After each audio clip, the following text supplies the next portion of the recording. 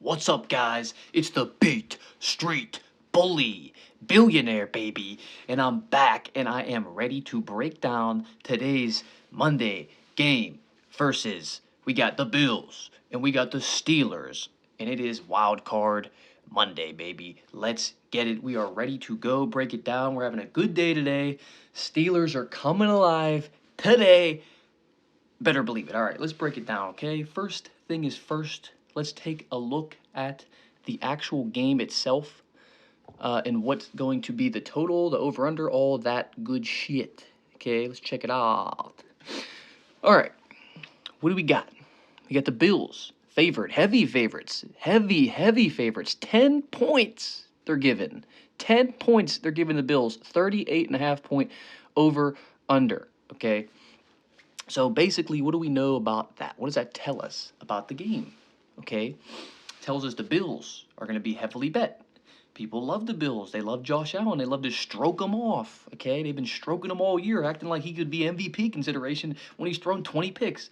He's a bum. Okay, he's going to throw 2 more today. Okay, don't worry, we're going to get into that. It's going to be our prop bet. But here's the first thing. Okay, you got low temp. Okay, freezing temps. You got snow. You got dudes shoveling out the stadium for 2 days to get this thing ready to go. Okay, more rest for the boys. What's on the docket? We got no TJ Watt for the Steelers. We got no Gabe Davis for the Bills. Other than that, both teams should be good to go. Okay, so what are we going to be looking at here that's going to make the difference between winning and losing today? Well, first thing I like to look at is just let's look at the past, okay? What's happened in the past? Well, October of last year, the Bills tore the Steelers a new asshole 38-3.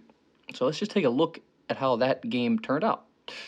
You had Kenny Pickett throwing for 327 yards, 0 touchdowns, and a pick. So he did throw for a lot of yards on this squad. But he moved the ball around. So we had Jalen Warren went for 5 for 24. That's garbage. Najee 11 for 20. Garbage. George Pickens had 6 for 83. That's not bad. Deontay Johnson 5 for 60. Claypool 5 for 50. Gentry 5 for 43. They really moved the ball around. They spread this ball around this game, and it did not work. Okay, on the other side of things, we had the Bills put up 424 yards passing and 4 touchdowns, 1 interception, which he's always good for. On the ground, they ran 6 for 42, 5 for 42 with Allen, 3 for 31, and a touchdown from James Cook.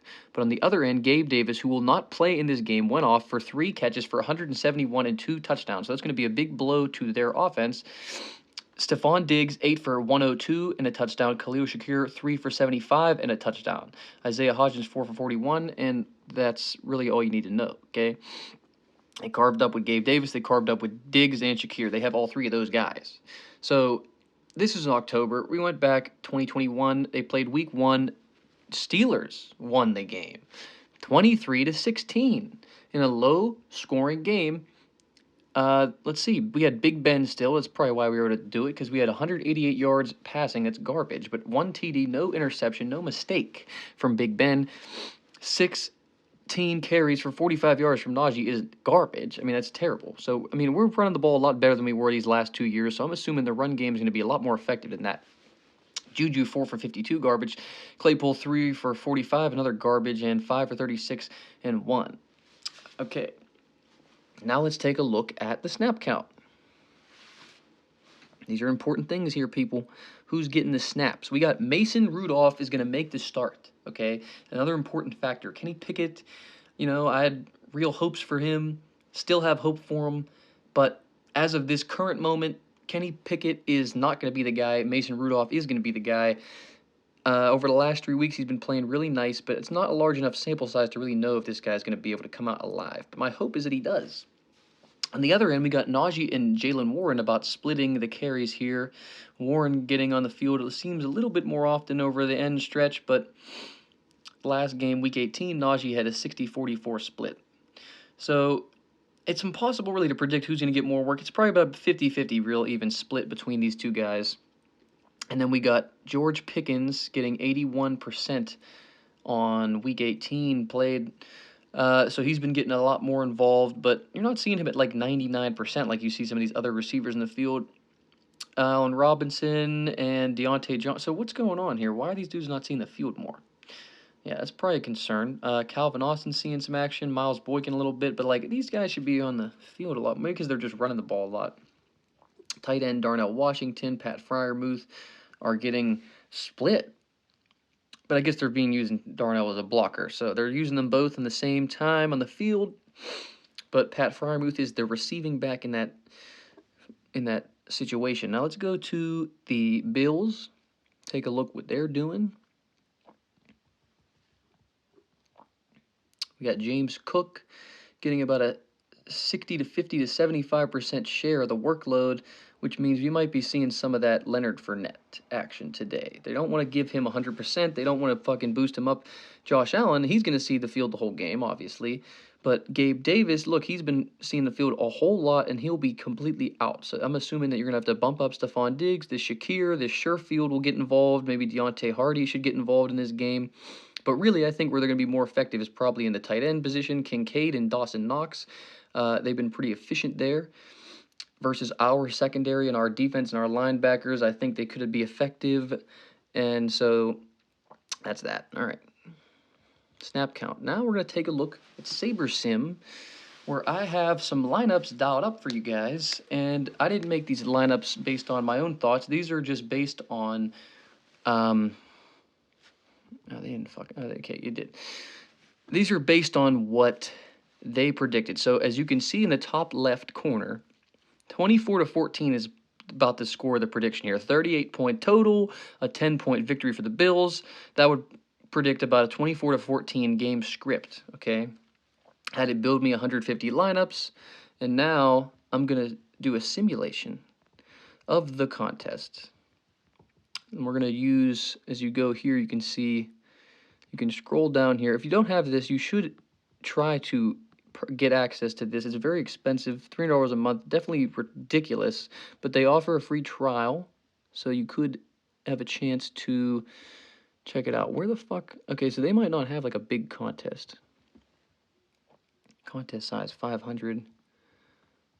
Where's like the fucking... We're just going to use this one for now because it's 150 max. So we're going to see what that looks like. I can't find the big contest, but this will pretty much give us the same look. So now we're going to run a contest simulation here with the build of lineups that it gave us based on a 24 to 14 game script and its ownership. And then we're going to see, based on our simulation against that ownership, what lineup construction it thinks should be pretty good if everything is correct about today. You know, the Bills do cover the spread, and then they stay around the point total. What will be the results? So it's rendering here. Going to take a little bit of time.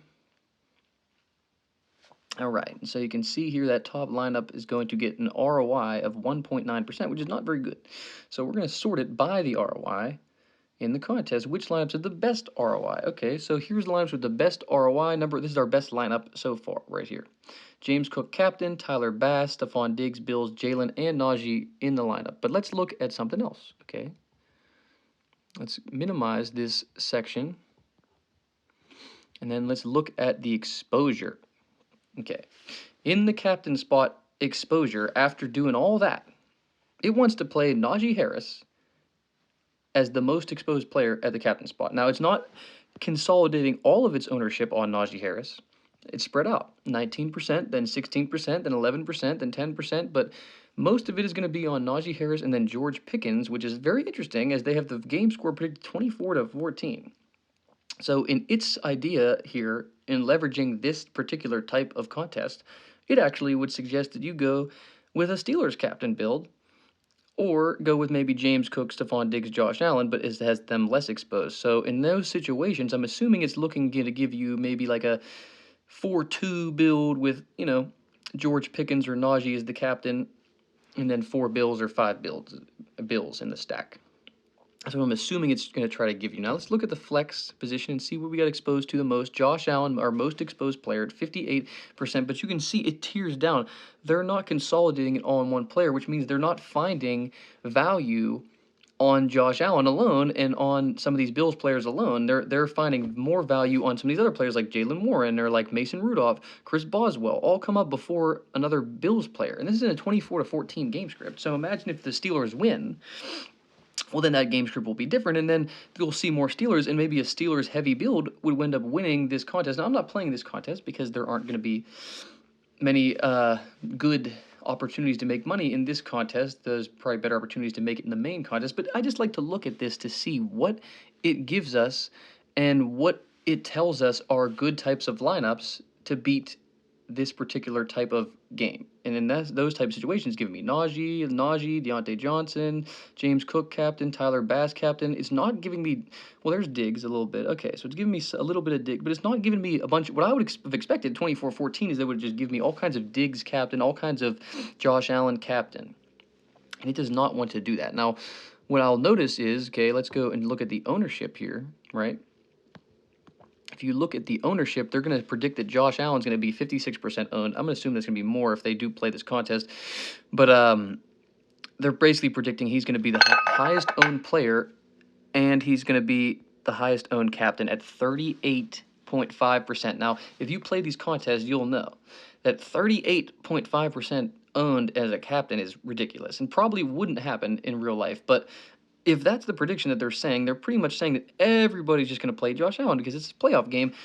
And in those situations, I guess it's looking to fade. It's not looking to fade Josh Allen in the flex, but it's looking to fade Josh Allen in the captain because he's being played so highly. Therefore, if anybody else were to serve as the captain in that situation, then you would be leveraging the entire field. So that's basically what that means. If you don't follow along with DFS, if you're just here to watch for those type of videos, this is what helps me try to understand this game. And if I'm looking at it from that perspective, it's making me want to take some Najee Harris some props. You know, maybe take some Najee props today. He might be going off, or maybe some George Pickens props. Those are two players to consider for some props today.